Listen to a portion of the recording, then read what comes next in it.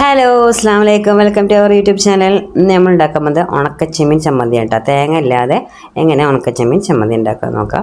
അപ്പോൾ അതിന് നമ്മൾ ആദ്യം പാൻ വെച്ചിട്ടുണ്ട്. പാൻ ചൂടാകുമ്പോൾ 2 പിടി ഉണക്കച്ചെമ്മീൻ കഴുകി എടുത്തതാണ് കേട്ടോ. കഴുകി വെള്ളം കളഞ്ഞതാണ്. അത് പാനിലേക്ക് ഇട്ട് കൊടുക്കുക. ഒന്ന് ചെറുതായിട്ട് റോസ്റ്റ് ആയതിനു ശേഷം 1 സ്പൂൺ വെളിച്ചെണ്ണ ഒഴിച്ച് കൊടുക്കുക കേട്ടോ. എന്നിട്ട് പിന്നെ നന്നായിട്ട് നല്ലവരെ റോസ്റ്റ് ചെയ്തെടുക്കണം. നല്ല റോസ്റ്റ് ചെയ്തെടുക്കുക കേട്ടോ. അതിന് ശേഷം നമുക്ക് വേണ്ടത് ഒരു 15 20 ചുവന്നുള്ളി. എത്ര നല്ലതാണ്, കൂടിയാലും കുഴപ്പമില്ല. ഞാൻ 20 ചുവന്നുള്ളി എടുത്തിട്ടുണ്ട്.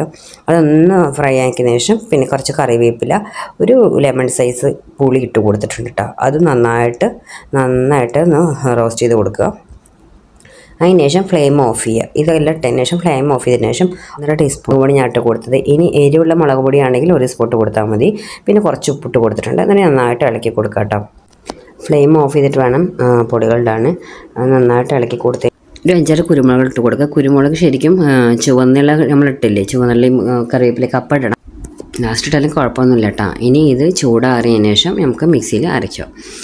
ഇപ്പോൾ ചമ്മന്തി അരച്ചെടുത്തിട്ടുണ്ട്. ചമ്മന്തി റെഡിയായി. അപ്പോൾ ഇത്രേ ഉള്ളൂ.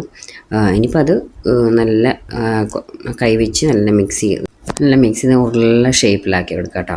അപ്പോൾ നല്ല ടേസ്റ്റ് ആയിട്ടുള്ള ഉണക്കച്ചെമ്മീൻ ചമ്മന്തി റെഡി ആയിട്ടുണ്ട്. നല്ല രസം, ചോറിൻ്റെ കൂടെ കഴിക്കണമെങ്കിൽ നല്ല ടേസ്റ്റാണ് കേട്ടോ. എന്നിട്ട് ഒരു കറിയും ഈ ചമ്മന്തി ഉണ്ടായാൽ സൂപ്പറാണ്. തേങ്ങ ഇല്ലെങ്കിൽ നമുക്ക് ചമ്മന്തി ഉണ്ടാക്കാം. അപ്പോൾ ഇത്രയും ഇൻഗ്രീഡിയൻസ് ഇപ്പോൾ എല്ലാവരും വീട്ടിൽ എപ്പോഴും ഉണ്ടാവണതല്ലേ. അപ്പോൾ എല്ലാവരും ട്രൈ ചെയ്ത് നോക്കുക. അപ്പോൾ ഇത്രയുള്ള നമ്മളെ വീഡിയോ ഇഷ്ടമായാൽ ലൈക്ക് ചെയ്യുക, ഷെയർ ചെയ്യുക, കമൻറ്റ് ചെയ്യുക, സബ്സ്ക്രൈബ് ചെയ്യുക. Okay, bye bye, thank you.